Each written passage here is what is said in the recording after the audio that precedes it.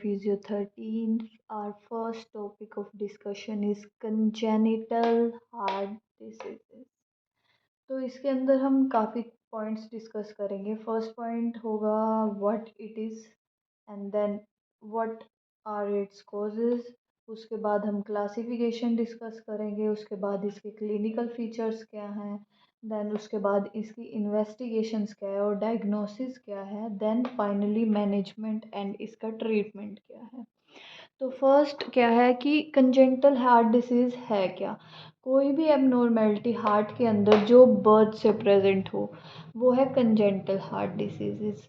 हम अब इसके कॉजेज़ क्या है। कॉजेज़ जैसे हो गए कि जेनेटिक कॉज है, हेरिडिटरी कॉज है, मतलब हमारे पेरेंट्स से मिला है या काफ़ी सारी हमारी पीढ़ी दर पीढ़ी ट्रांसफ़र हुए हैं जीन्स हमारे अंदर जो कंजेंटल हार्ट डिसीज़ के फॉर्म में डेवलप हुए हैं। और इडियोपैथिक कोज़ हो गया। इडियोपैथिक कोज़ का मतलब है कि अननोन कोज़ है, हमें पता नहीं है कि रीज़न क्या है कंजेंटल हार्ट डिसीज़ का। देन कि ड्रग इंड्यूस्ड है। ड्रग इंड्यूस्ड मतलब प्रेगनेंसी के टाइम पे फीमेल ने कोई भी ऐसी मेडिसिन ले ली बिना डॉक्टर से या फिजिशियन से कंसल्ट किए जिसका इफ़ेक्ट उसके बेबी पे पड़ा। उसके बाद आ गया इन्फेक्शन। इन्फेक्शन की वजह से ड्यूरिंग प्रेगनेंसी और ड्यूरिंग बर्थ कोई इन्फेक्शन हुआ फीमेल को, जैसे रूबेला इन्फेक्शन हो गया या कोई भी वायरल इन्फेक्शन हुआ जिसकी वजह से एबनॉर्मल डिफेक्ट बन गया जो हार्ट के अंदर है। अब हम डिस्कस करेंगे कि इसकी क्लासिफिकेशन है क्या है। क्लासिफिकेशन में पहले तीन चीज़ें हैं। पहला है माल पोजिशन, देन है shunting, then defects leading to obstruction. Malposition में क्या है कि हमारा जो नॉर्मल हार्ट की पोजीशन होती है वो हमारी माल पोजिशनिंग में चेंज हो जाती है। ठीक है, तो नॉर्मल हार्ट की पोजीशन हमारी क्या होती है कि हमारा जो एपेक्स है हार्ट का वो लेफ़्ट की तरफ होता है और हमारी एओर्टा की जो ब्रांच है वो लेफ़्ट की तरफ जा रही होती है। पल्मोनरी आर्टरी भी लेफ़्ट की तरफ जा रही होती है और जो हमारा लेफ़्ट आर्टरिया लेफ़्ट वेंट्रिकल है वो लेफ़्ट की तरफ होता है और राइट आर्टरिया राइट वेंट्रिकल वो राइट की तरफ होता है। अब माल पोजिशनिंग में क्या होता है, इसे हम डेक्स्ट्रोकार्डिया भी बोलते हैं। डेक्स्ट्रोकार्डिया में क्या होता है कि हमारा जो एपेक्स है वो शिफ्ट हो जाता है राइट की तरफ और भी अदर पार्ट्स जो हमारे हार्ट के हैं जैसे कि पल्मोनरी आर्टरी एओर्टा वो भी राइट की तरफ शिफ्ट हो जाते हैं। हमारा हार्ट ऐसे रोटेट होता है कि वो राइट की तरफ शिफ्ट हो जाता है जिसको हम डेक्स्ट्रोकार्डिया बोलते हैं। अब हम डिस्कस करेंगे कि शंटिंग क्या है। शंटिंग जो है, शंटिंग का मतलब होता है कि एक चैनल डेवलप हो गया है दो चीज़ों के बीच ना। तो शंटिंग हमारी दो टाइप्स पे आ जाती है हार्ट के अंदर, लेफ़्ट टू राइट शंट और right to left shunt. Left to right shunt में क्या होता है कि लेफ़्ट साइड से ब्लड जो है वो राइट की तरफ जा रहा है और राइट टू लेफ़्ट शंट में क्या होता है कि राइट से जो ब्लड है वो लेफ़्ट की तरफ जा रहा है। अब लेफ़्ट टू राइट शंटिंग के आगे थ्री कैटेगरीज आ जाती हैं। One is VSD, then we have ASD and then we have PDA। VSD क्या है, वेंट्रिकुलर सेप्टल डिफेक्ट, ASD है आर्टीरियल सेप्टल डिफेक्ट और PDA है पेटेंट डक्टस आर्टीरियोसस। ये तीनों हम सेपरेट वीडियो में भी डिस्कस करेंगे जिसमें हम इनको और डिटेल में जानेंगे। पहले हम यहाँ पे मैं थोड़ा सा ओवरव्यू दे देती हूँ आपको कि वेंट्रिकुलर सेप्टल डिफेक्ट क्या है। जो हमारा सेप्टा सेपरेट कर रहा है राइट वेंट्रिकल को लेफ्ट वेंट्रिकल से, उसमें चैनल डेवलप हो जाता है एक होल की वजह से। देन आर्टीरियल सेप्टल डिफेक्ट है कि राइट आर्टरिया और लेफ्ट आर्टरिया के अंदर चैनल डेवलप हो गया होल की वजह से। Then we have PDA, patent ductus arteriosus. इसमें क्या होता है कि हमारी पल्मोनरी आर्टरी और एओर्टा के बीच में चैनल डेवलप होता है then we have right to left shunting. इसमें आगे दो टाइप्स आ जाते हैं कि tetralogy of Fallot and transpositioning of great vessels. Tetralogy of Fallot में क्या होता है कि इसमें तीन चार चीज़ें कंबाइन होती है जैसे कि राइट वेंट्रिकल की हाइपरट्रोफी हो जाती है और वेंट्रिकुलर सेप्टल डिफेक्ट भी होता है और पल्मोनरी स्टेनोसिस भी होती है और overriding of aorta at the level of VSD भी होता है। ठीक है, वेंट्रिकुलर सेप्टल डिफेक्ट पे भी ओवरराइडिंग हो जाती है अयोटा की। Then we have transpositioning of great vessels. Transpositioning of great vessels में क्या हुआ कि हमारी पल्मोनरी आर्टरी और अयोर्टा जो है इन दोनों की पोजीशन मिसप्लेस होगी।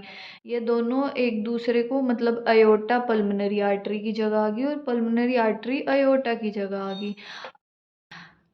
Defects leading to obstruction. Defects leading to obstruction में क्या है कि स्टेनोसिस होगी। स्टेनोसिस का मतलब क्या है, नॉर्मली जो आर्टरी का हमारा डायमीटर है वो चेंज हो जाता है एक पर्टिकुलर पोजीशन पे, जैसे नॉर्मल आर्टरी है हमारी, ठीक है। स्टेनोसिस में क्या होगा कि ये ऐसे हो जाएगा, ठीक है, कि स्पेस कम हो गया ताकि हमारा ब्लड फ्लो भी कम जा रहा है जिसकी वजह से ऑब्स्ट्रक्शन होगी, ठीक है। तो ये ऑब्स्ट्रक्शन में आ जाएगी दो चीज़ें, पल्मोनरी आर्टरी की ऑब्स्ट्रक्शन होगी या अयोर्टिक आर्टरी की ऑब्स्ट्रक्शन होगी। तो ये हमारी होगी क्लासिफिकेशन कंप्लीट। क्लासिफिकेशन के हम और टाइप्स को VSD ASD इनको सेपरेट वीडियो में डिस्कस करेंगे, ठीक है। अब हम डिस्कस करेंगे क्लिनिकल फीचर्स क्या है कंजेंटल हार्ट डिसीज़ के। अब इनिशियल स्टेजेस में स्टार्टिंग में जो पर्सन है जिसको कंजेंटल हार्ट डिसीज़ है वो नॉर्मली लगता है, एसिम्टोमेटिक होता है कि पता नहीं चलता कि कंजेंटल हार्ट डिसीज़ के जो फीचर्स हैं हमें शो नहीं होते। तो जब हमारी शंटिंग शुरू हो जाती है कि लेफ़्ट से राइट की तरफ ब्लड जा रहा है या राइट से लेफ़्ट की तरफ ब्लड जा रहा है, उसकी वजह से जो हमारी ऑक्सीजन फ़्लो है वो डिस्टर्ब हो जाती है बॉडी टिश्यूज़ के अंदर। तो जिसकी वजह से ब्रेथलेसनेस स्टार्ट हो जाती है कि ब्रीदिंग प्रॉब्लम आनी शुरू हो जाती है इंसान को एक टाइम के बाद, और साइनोसिस और पेलर हो जाती है स्किन, मतलब कि ब्लूइश डिस्कलरेशन होने लग जाती है स्किन की। उसके बाद इवेंचुअली थोड़े थोड़े टाइम बाद कार्डियक फेलियर होने लग जाता है, मतलब जो हमारा हार्ट है वो फेलियर की तरफ जाने लग जाता है क्योंकि हमारा ऑक्सीजन नहीं पहुंच रहा ना बॉडी टिश्यूज़ के पास, और हमारा जो ब्लड है वो भी मिक्स हो रहा है कि ऑक्सीजनेटेड और डीऑक्सीजनेटेड ब्लड का हमें पता ही नहीं लग रहा कि कौन सा ऑक्सीजनेटेड है, कितना अमाउंट एक्चुअली जितना अमाउंट होना चाहिए। लाइक अगर 100% हमारा ऑक्सीजनेटेड ब्लड नॉर्मली होता है तो वो 100% नहीं रहता, 50% रह जाएगा, 70% रह जाएगा, और ये धीरे धीरे जो हमारी परसेंटेज है वो गिरती रहती है टाइम के बाद, और एक टाइम पे ऐसा आता है कि कार्डियक फेलियर होने की वजह से पर्सन की डेथ हो जाती है। तो क्लिनिकल फीचर्स में चीज़ें क्या आ जाती है कि एसिम्टोमेटिक है इनिशियल स्टेजेस पे, उसके बाद ब्रेथलेस है, पेलर है, मरमर्स है। मरमर्स का मतलब हो गया कि एबनॉर्मल हार्ट साउंड्स आ रही हैं, ठीक है। क्लबिंग ऑफ फिंगर्स हो जाती है कि नेल बेड जो हमारा नॉर्मल होता है वो चेंज हो जाता है, हमारा नेल राउंड होने लग जाता है, ठीक है, क्लबिंग होने लग जाती है उसकी। साइनोसिस है, cyanosis bluish discoloration of skin होने लग जाती है। Cardiac failure, fatigue. अब फैटीग मतलब नॉर्मल सी बात है कि अगर ऑक्सीजन ढंग से नहीं पहुंच रही, ब्रेथलेसनेस हो रही है तो इंसान जल्दी थकने लग जाएगा, थोड़े थोड़े काम करते हुए भी उसे मुश्किल होने लगेगी। तो ये हो गया हमारे। अब हम डिस्कस करेंगे कि इन्वेस्टिगेशंस क्या है, कंजेंटल हार्ट डिसीज़ किसी को है या नहीं ये हमें कैसे पता लगेगा। पहले तो हम MRI करवा सकते हैं, CT स्कैन करवा सकते हैं और ECG करवा सकते हैं। इन टेस्ट के थ्रू हमें पता लग जाता है कि किसी को कंजेंटल हार्ट डिसीज़ है या नहीं, और अगर लेटर स्टेजेस में है तो हम क्लिनिकल फीचर्स के थ्रू बता सकते हैं। तो उसके बाद आ गया कि ट्रीटमेंट या मैनेजमेंट क्या है कंजेंटल हार्ट डिसीज़ की। फर्स्ट तो है कि हम इन्फेक्शन है या कोई भी कोज़ है अंडरलाइंग उसको ट्रीट करेंगे, जैसे कि इन्फेक्शन है तो मेडिकेशंस दे देंगे उससे रिलेटेड।